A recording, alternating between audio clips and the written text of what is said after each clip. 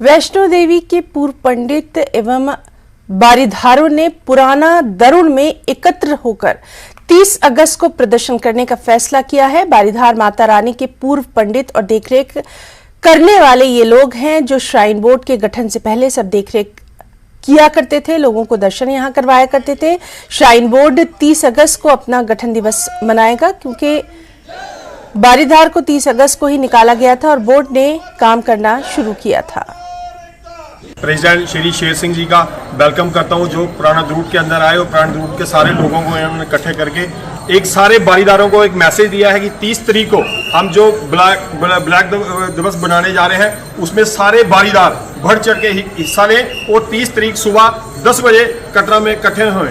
मैं शेर सिंह बारीदार पुराना द्रूट गांव, मैं सब बारीदारों से अपील करता हूं, हाथ जोड़ के विनती करता हूं, 30 तारीख को काला दिवस मनाया जा रहा है।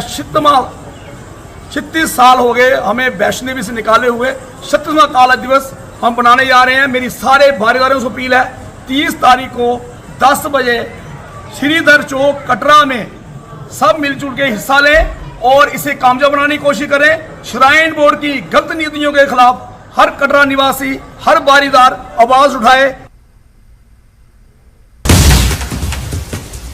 इस वक्त की अहम खबर आपको दे दें, कठवा सेवा नाड़ी बानी में कार हादसा पेश आया है। एक ऑल्टो कार नदी में जा गिरी और अभी तक की जो इत्तलात हैं उसके मुताबिक हादसे में एक महिला की मौत की खबर है, 3 घायल हैं जिन्हें CHC बानी अस्पताल रेफर किया गया है। तो इस वक्त की अहम खबर, कठवा सेवा नाड़ी बानी में कार हादसा पेश आया है। एक ऑल्टो कार नदी में जा गिरी।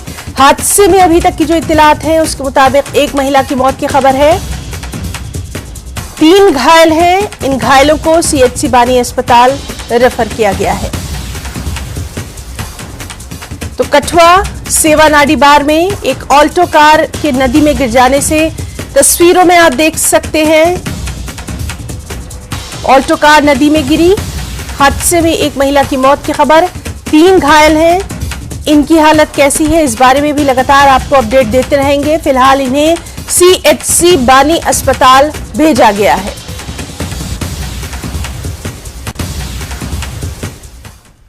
महबूबा मुफ्ती ने ट्वीट किया कि भारत सरकार कश्मीरी पंडितों की दुर्दशा को नजरअंदाज करना चाहती है। उनकी कठोर और क्रूर नीतियों के कारण कश्मीर में रहने वाले पंडितों की हत्याएं हुई हैं।